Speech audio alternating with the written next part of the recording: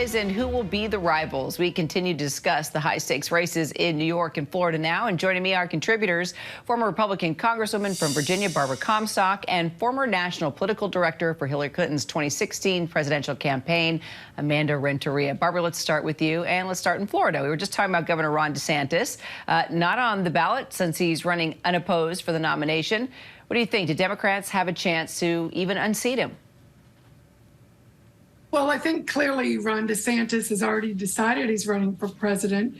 And if you just watched his speech in either Arizona or Pennsylvania when he was campaigning for both Kari Lake and Doug Mastriano, it was very clear that he was talking about himself more than the candidates he was there to support, and trying to set himself out as the sort of sane alternative to Donald Trump. But I think his two problems are going to, Donald Trump doesn't appreciate that he isn't sort of bowing the knee and asking Donald Trump's permission. And B, you have a lot of grifters around Donald Trump who want to spend Donald Trump's $125 million that don't appreciate that Ron DeSantis is getting out there so quickly. So I think you may see Trump and the Trump camp come after Donald Trump, because they did announce they were going to be doing a Pennsylvania rally right after Ron DeSantis finished his. So yeah, he certainly looks like he's going to sail to re-election in Florida, but then he may have Donald Trump on his tail pretty quickly.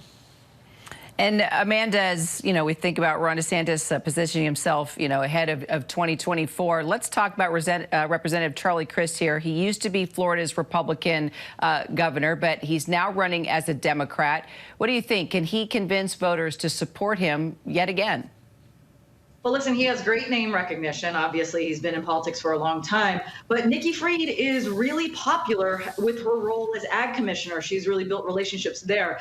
I think what you will be setting up is two very different races depending on who wins. Obviously, if Nikki wins, she'll be talking a lot more about some abortion rights, making sure people have a voice, expanding, really starting a new race of a new generation.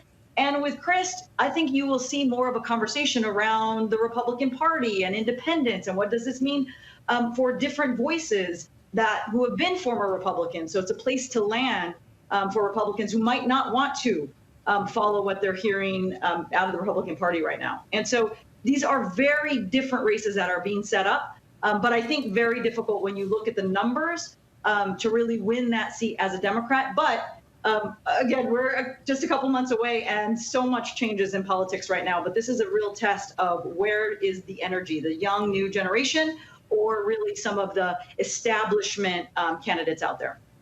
All right, let's move over to the Senate side. Barbara, I'll start with you. Marco Rubio up for re-election in November. Let's talk about what's at stake here. Well, again, I think Marco certainly is the greatly favored, and neither of these elections in Florida have been seen as competitive. I know there have been some recent polls in Marco's, in Florida that indicate it might be a race, but I think the general consensus still is he carries this pretty much with great ease, and I don't think you'll see outside money coming in here. Amanda, what's your take on the Florida Senate race? Democrats lost a winnable Senate race there in 2018. What do you think is different now? So Val Demings has a very interesting bio. A former Orlando police chief, really does mix it up a little bit. There's a lot of different messaging around Democrats not being connected to law enforcement. And here is a case where you have a candidate who is a former police chief in Orlando, in one of the major cities. And so that's what makes this race slightly different, because she will bring a different base, not only who she is, but her career experience as well. Indeed. And Barbara, let's talk New York.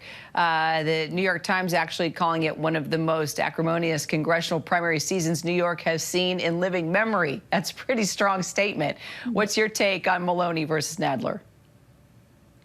Well, I guess it looks like Nadler is going to carry the day. The race I'm looking at is that Palladino race, that really awful candidate who certainly has a history of he's a Republican, I'll point out, who made, in the past has made racist, misogynist remarks, and recently talked about that Merrick Garland should be executed. This is somebody who Elise Stefanik got out front and endorsed. And let me remind people that Palladino is so odious that back in 2016, he was even denounced by the Trump.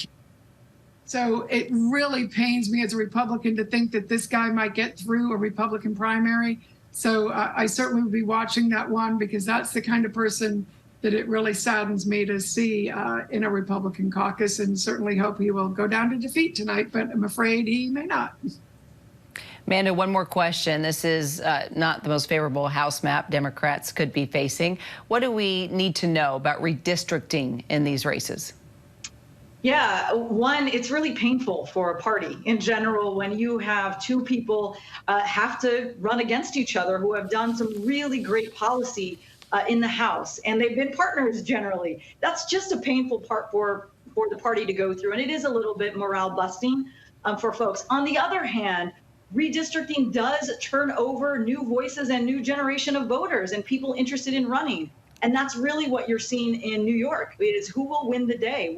In one of the races that we have there, where we have 4 different candidates, the full spectrum of candidates, it will give a test of where is the energy in these primaries, and really setting the stage for what is the next generation of politics right now. And you get a little window into it in New York. Yeah, we're all looking inside, too. Barbara Comstock, Amanda Renteria, thank you, ladies, so much. Hi, everyone. George Stephanopoulos here. Thanks for checking out the ABC News YouTube channel. If you'd like to get more videos, show highlights, and watch live event coverage, click on the right over here to subscribe to our channel. And don't forget to download the ABC News app for breaking news alerts. Thanks for watching.